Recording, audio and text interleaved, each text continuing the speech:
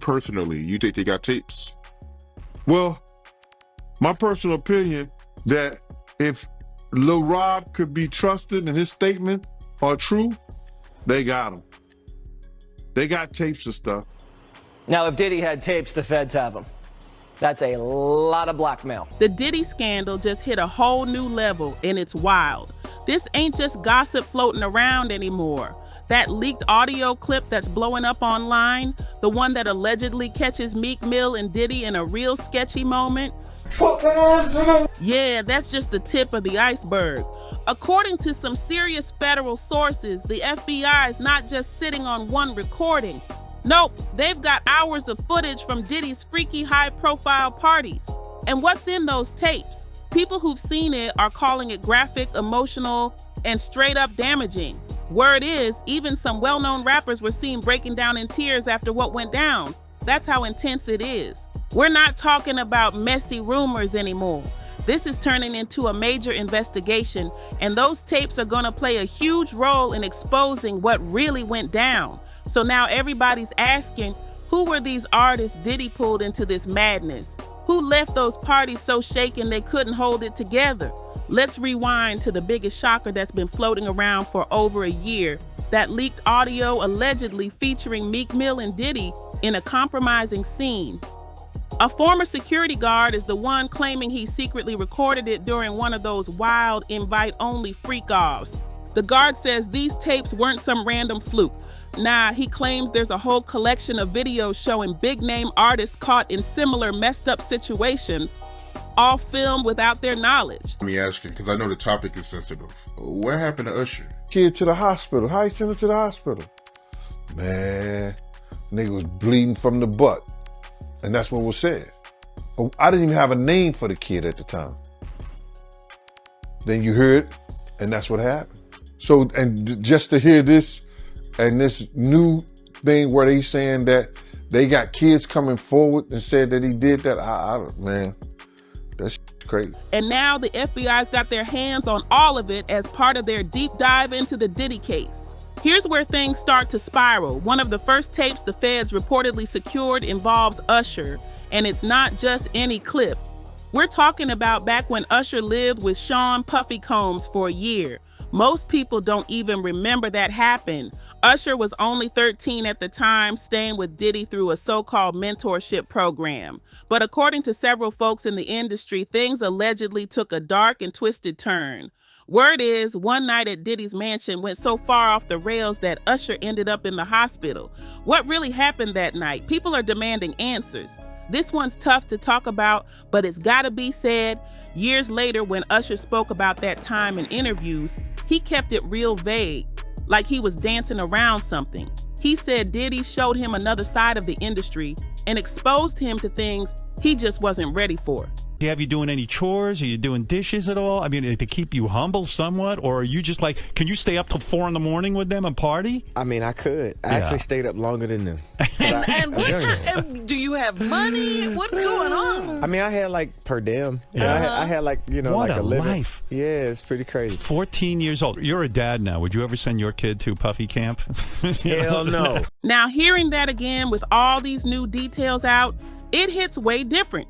A producer who was tight with both Usher and Diddy back then said Usher came back from that hospitalization a whole new person. Quieter, guarded, not as open.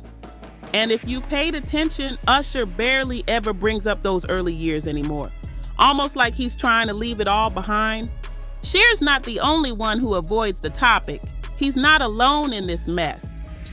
Word is, another tape the FBI is now holding features YK Osiris, and his strange behavior over the years has people raising serious questions about his connection to Diddy. Check the timeline, it's wild. Back in early 2021, YK went public saying he was broke. He even sold off all his flashy rides. Lambos, Bentleys, everything gone. That's what I'm riding in. That's what I'm riding in. That's what I'm riding in. That's what I'm riding in. This is my new car. I don't want... fuck a foreign. Then out of nowhere, just a few weeks later, he pops up chilling at a high-end resort in Jamaica, the same spot where Diddy just happened to be staying. People started talking, and when YK got grilled about it on The Breakfast Club, his reaction said it all. Instead of clearing the air, he got all flustered, blushing, laughing nervously, dodging the question. No straight answers, just awkward energy that had folks side-eyeing hard. Have you ever met Diddy? Yeah. Okay. Did he ask you to party? Yeah. Party? Man. Don't maybe put his fantasies on you. Bad tonight. Every time I went with Diddy, that man's the vibe. That must be Diddy bopping. I be trying to know how to Diddy bop. That man fire. Now the FBI is digging through hours of footage, and sources say there's one tape in particular that might finally reveal what really triggered the drastic shift in YK Osiris's behavior. What went down during those secret getaways? If what insiders are saying is even partly true, we're looking at something deeply disturbing. And here's the kicker. Diddy might not be the only one who's about to face serious fallout from all this. But let's not forget about Aaron Carter. His story adds another chilling layer. Before his heartbreaking death, Aaron was open about his struggles with substance issues and mental health. But behind the scenes, those close to him say he'd been carrying trauma from way back.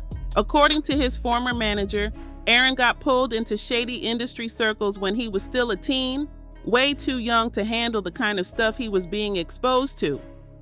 In the months leading up to his death, Aaron had reportedly started speaking out about disturbing things he experienced at Hollywood parties. He never named names, but the dots are there, and people are definitely connecting them now. Let's get into another shocker, Burna Boy. Yep, his name just popped up in these wild allegations and nobody saw that coming. Back in 2020, out of nowhere, Diddy jumped in to executive produce Burna Boy's album Twice as Tall. But here's the thing, they had zero working relationship before that. Suddenly, they were all over social media, always together, and the internet went crazy with speculation. People started whispering about what was really going on behind the scenes. Some even pointed out strange images that started circulating, stuff folks claim was either suspicious or digitally manipulated. Nothing solid, but the rumors were flying. On the surface, it looked like a regular music collab, but insiders say the whole situation felt off, like it came out of nowhere and ended just as fast. The moment that album dropped, their connection vanished. And then there's Orlando Brown, the only one who's had the guts to openly speak on what he says Diddy did to him. No sugarcoating, no filters. He's laid it all out, even if people didn't want to hear it. In a series of jaw-dropping interviews, Orlando Brown came out and said it flat. He claimed Diddy forced him into situations with multiple rappers, including some of the biggest names in the game. While a lot of people brushed it off as wild talk, folks inside the industry are starting to think twice. Some now believe Orlando's so-called crazy behavior might actually be a smart way to protect himself. Music journalist Jaguar Wright even said it straight. Orlando knows exactly what he's doing. Acting crazy gives him the freedom to speak truths no one would believe otherwise. She called it a survival tactic, a way to tell the truth without getting silenced in an industry that punishes people for speaking out. And then there's Briar Gray from Empire, another name that's been dragged into these disturbing claims. Insiders say his whole career path shifted after he started showing up at certain exclusive parties. Jaguar Wright made major waves when she dropped a bombshell. She claimed that Will Smith was the one who gave Briar to Diddy. The details might be hazy, but the timing says a lot.